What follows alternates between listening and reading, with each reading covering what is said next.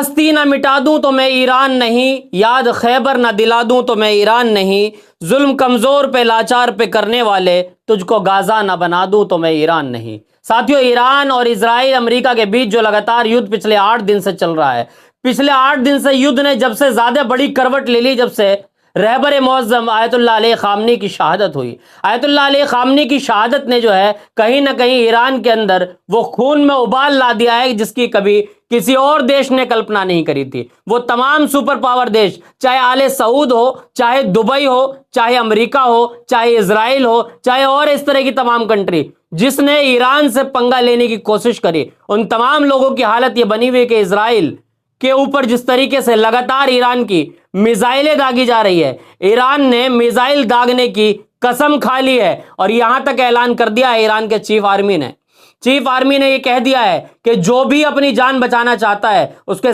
पास सिर्फ एक रास्ता है कि वो ईरान छोड़ दे। उसके पास सिर्फ एक ही रास्ता है कि वो इजराइल छोड़ दे। इजराइल छोड़ देगा तो ही वो बच सकता है, नहीं तो बचने के कोई इम्कान नहीं है। साथियों, खबर एक के बाद एक आ रही है कि किस तरीके से तेल अवीव पर हमला हुआ। यह भी बड़ी अपडेट है। तेल अवीव को किस तरीके से, यानी कि इजराइल की जो राजधानी है तेल अवीव, उसको जो है ईरान ने बर्बाद कर दिया है। और अब जिस तरीके से एक के बाद एक मिसाइलें दागी जा रही है, ड्रोन दागे जा रहे हैं, ड्रोन से जो हमले किए जा रहे हैं, उसने, मैं समझता हूं कि जिस तरीके से इजराइल के पास तमाम टेक्नोलॉजी थी, तमाम टेक्नोलॉजी के तहत जिस तरीके से अमेरिका इजराइल दोनों मिलकर ईरान का सामना कर रहे थे, ईरान ने अपनी सस्ती टेक्नोलॉजी से किस तरीके से हाईजैक कर लिया है कि नेतन्याहू हो चाहे ट्रंप हो, इन दोनों की नींदें उड़ी हुई है। ट्रंप तो यहां तक के पादरियों को बुलाकर प्रार्थना में लग गए हैं, दिमागी सुकून नहीं मिल पा रहा है। ईरान ने जिस तरीके से इनकी नाक में दम किया है वो सब आप देख रहे होंगे। तमाम खबरें, तमाम न्यूज चैनल्स पर सिर्फ एक ही अपडेट चल रही है इस वक्त, ईरान क्या कुछ कर रहा है, ईरान क्या करने वाला है, ईरान क्या कर रहा है, ईरान की कौन सी मिसाइल आ रही है। इजराइल ये सोच रहा है अब क्या होगा।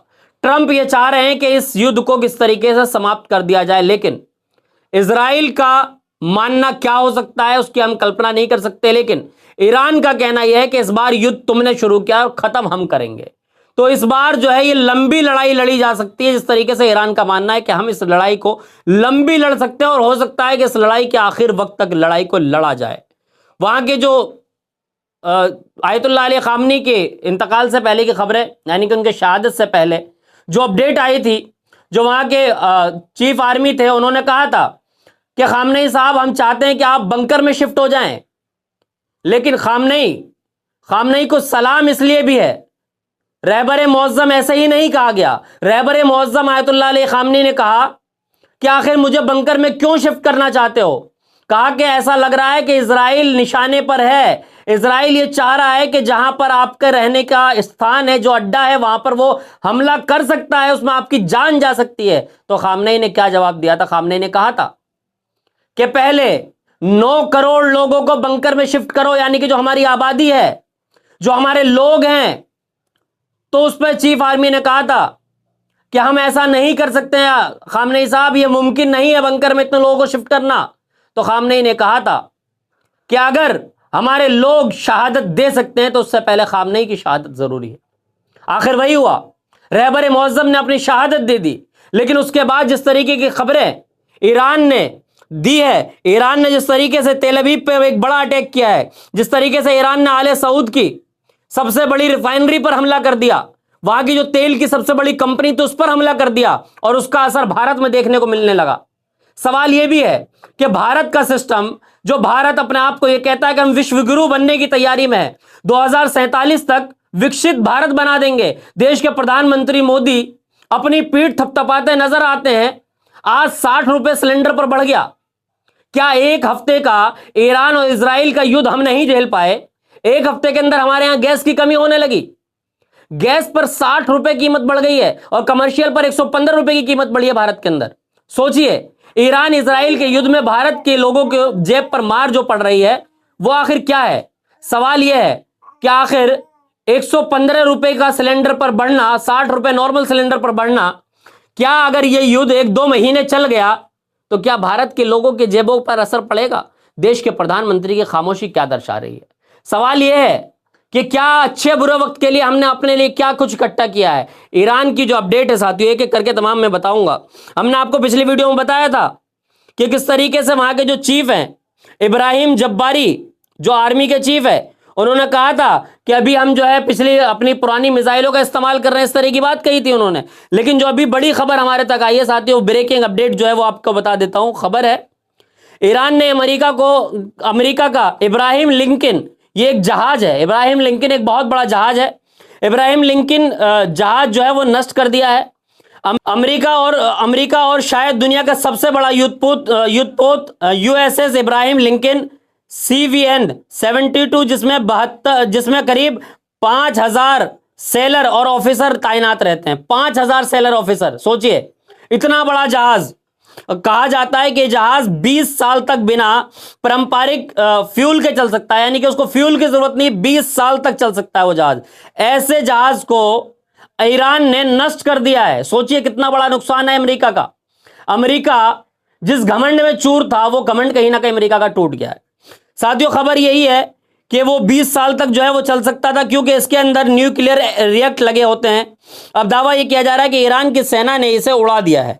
अगर ये सच है तो अमेरिका के लिए इससे ये सबसे बड़े सदमे की बात होगी। सदमा तो है अमेरिका के लिए। अमेरिका आखिर किस तरीके से सदमे को झेलेगा कि इब्राहिम लिंकन जो इनका जहाज है उसको जो है नष्ट करने की खबरें आ रही हैं। तो साथियों इब्राहिम लिंकन का नष्ट हो जाना अपने आप में अमेरिका के लिए ये बहुत बड़ी चुनौती थी। अमेरिका, मैं ये समझता हूं कि अब घुटनों पर आने के लिए तैयार है। और आज एक बड़ी खबर, जो एक बड़ी अपडेट आई है, बड़ी अपडेट जो हमारे पास आई है वो है दुबई इंटरनेशनल एयरपोर्ट की। दुबई इंटरनेशनल एयरपोर्ट पर जो है आज सुबह हवाई हमला किया है। किसने? ईरान ने। टर्मिनल के पास इलाके में धुआं उठता दिख रहा है। वो वीडियो भी आपको दिखाऊंगा। अब आप सोच रहे होंगे कि दुबई पर आखिर ऐसा क्यों हो रहा है। दुबई यानी कि जो अमेरिका है, इजराइल है, इन तमाम लोगों की जो एयरबेस है, तमाम इनकी मिलिट्रीज जो हैं वो गल्फ में रहती है। तो आखिर जहां जहां इनके लोग रहते हैं वहां पर हमला तो तय है। ईरान ने इस बार यह सोच लिया है कि इनके तमाम रास्ते बंद कर दिए जाएंगे। और आले सऊद यानी कि सऊदी अरब वो गद्दार देश है जिसने मुसलमानों के प्रति जो गद्दारी दिखाई है, इंसानियत के प्रति जो गद्दारी दिखाई है, वो किसी से छुपी हुई नहीं है। साथियों खबर जो है आपको बता रहा हूं मैं, दुबई इंटरनेशनल एयरपोर्ट पर बहुत बड़ा धमाका हुआ। इस वीडियो को देखिए आप, जहां धुआं उठता नजर आ रहा है। देखिए इस वीडियो को।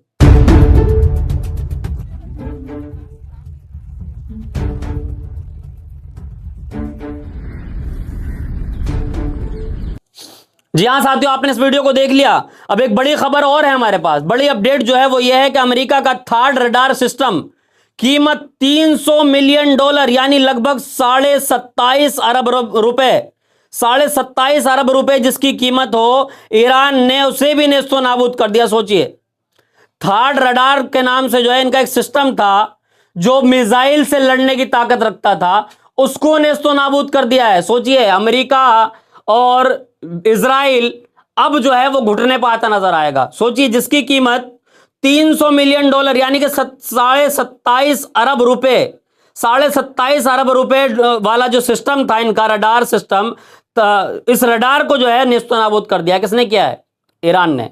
तो एक अकेला सब पे भारी इस वक्त ईरान की वो खबर है। ईरान ने यानी कि इन तमाम लोगों के जो है नाक में दम कर दिया है। ईरान ने इजराइल की राजधानी तेल अवीव में क्या तबाही मचाई है, वो भी खबरें आपको दिखा देते हैं। एक वीडियो वहां से भी आई है, फॉक्स न्यूज है, वहीं की न्यूज एजेंसी है, उसने अपने एक्स पर पोस्ट किया है, जिसको डॉक्टर मोनिका सिंह ने इसको पोस्ट किया है। उन्होंने लिखा कि ईरान ने इजराइल की राजधानी तेल अवीव में क्या तबाही मचाई है, देखो फॉक्स न्यूज।